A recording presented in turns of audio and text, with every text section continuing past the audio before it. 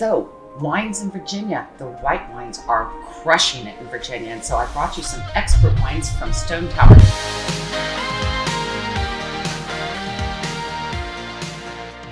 Hi there, it's Robyn Burdett with Remax and Robyn Burdett Real Estate Group. And I am so excited to be here with Lacey today at Stone Tower Winery.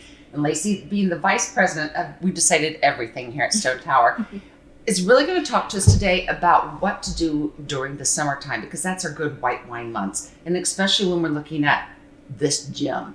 So, Lacey, thank you so much for coming today, and are actually inviting me here because I can't believe this is my house. You know, I wish. So, I'm real excited about the fact that your family has decided to bring sparkling wine, but this isn't just any sparkling. This is a rosé. So, tell me about your sparkling. Yeah, absolutely. So we have 3 different sparkling wines here that we do. So, and this is our fan favorite for sure.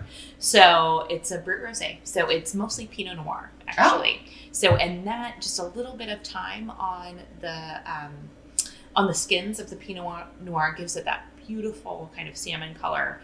And this is a traditional method sparkling wine. So what's so neat about it is it starts off as a regular still rosé in the bottle, and then they add a little bit of yeast and a little bit of sugar. And the reaction between those two is what causes all the bubbles to be trapped inside the bottle here.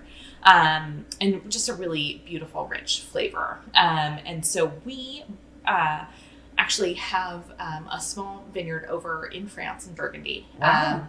Which is just an amazing, now, little is kind that in the Champagne district? So, or it's not, because that's why you can't call it Champagne? Exactly. So this is made in the exact same way a Champagne is, a regular Champagne. But this is a Cremant de Bourgogne because it is in wine and in sparkling wine in France. Anything that's not made in Champagne is going to be a Cremant of whatever region it's from. So this is from Burgundy, where really the world's best, besides in Virginia, Chardonnay and Pinot Noir is really what that's known for over there. So I'm traveling there soon, hopefully. Yeah, me too. Me too. I'm ready. Let's have a road trip. Yeah, excellent. But yeah, if we can't go there, the next best thing is to have a little sip of this rosé here, because it really is just, it's definitely a favorite. And this is one of those that as summer and spring comes along, it is so delightful to drink. I mean, we have several bottles of it at home just because of the fact that it's light, not complicated, and very refreshing, not sugary, which a lot of people assume rosés are sugary. This is not. It's a huge new world of rosé, which is completely different. So I want to move on to your other 3 that you have here, and I'm noticing different labels. So tell me about why they look differently. Yeah, absolutely. So, as we mentioned, we've been growing grapes for 10 years, but as I also have talked about, it takes 5 years from planting into drinking your wine. So we started Wild Boar Cellars as we were getting going to really make some great wines from here in Virginia, from grapes from other vineyards.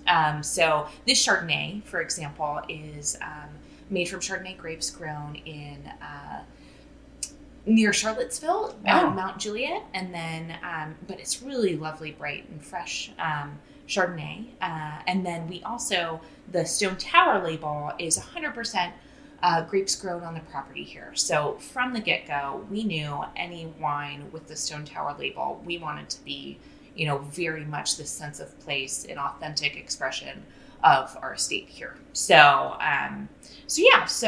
we have these 2 as well. So we have our Sauvignon Blanc and Viognier. We do make a Stone Tower Estate Chardonnay as well. That's pretty fabulous. That's really, really good too. And I'm a Chardonnay lover, but I know this is a very decisive brand. I have numerous friends that are like ABC, anything but Chardonnay. And then there's those of us that are like anything called Chardonnay. So it's just a different thing. So this one is the one that intrigues me the most. It's Viognier, and I think I mentioned it to you earlier when we were chatting. I've heard Viognier, all sorts of weird names for this. This grape really has taken off in Virginia. I think Virginia, were the forefront in it. So now they're making it in California. because it's such a good grape. So tell me more about yours. Yeah, absolutely. So Viognier is such a fun wine because it is just really intense aromatics of, peaches and honeysuckle, and it does all of these amazing tropical fruit flavors without necessarily being a sweet wine either. Right. So ours is dry, but it has this amazing fruity richness to it. And it's funny because I remember serving this to some friends one time and they're going, oh, this is really sweet. No, it's just the fruit. Right. It has so much great fruit to it, but the residual sugar is almost non-existent. Not like you would think in some of the even Rieslings we talked about that are often sweet. And so, no, this is a really great wine if you ever want to try something different. And if I remember, this one was a little creamier. It has a really nice softness to it, but it's just really nice fruit. And then, of course, what has now taken over for my beloved Chardonnay, this thing called Sauvignon Blanc. Your Sauvignon Blanc, actually, I like. And most of them I don't, but yours has a really mineral aspect to it. I really enjoy it. So tell me about yours. Yeah, so we love this wine. So this is our, the 2017 was our second vintage, so just our second time making this wine. And it's on a really cool part of, literally, it's a fun, cool place, but also literally cool part of the vineyard, so which the grape Sauvignon Blanc loves. But it's being that we're a bit warmer here than often people have New Zealand Sauvignon Blanc, which is super tart, herbal, grassy, that type of thing, which is great if you're in the mood for that. But being here in Virginia, we're a bit warmer, so we get really a brighter fruit characteristic. Right. So lemony, kind of grapefruit, more of those citrus notes that are really lovely. And then, that mineral finish is really is nice. It doesn't leave you often when I taste a lot of New Zealand ones. I always feel like I just eaten a grapefruit, I didn't. That not at all. I was like, I like my grapefruit and I like my wine, but not at all here. This is really nice. Actually, we have a couple of bottles of this at home too. I think we have a couple of bottles of everything at home. It's just kind of who we are. Well, thank you so much for sharing this with us, and happy spring. Looking forward to spring, and come enjoy some fabulous wines here at Stone Tower.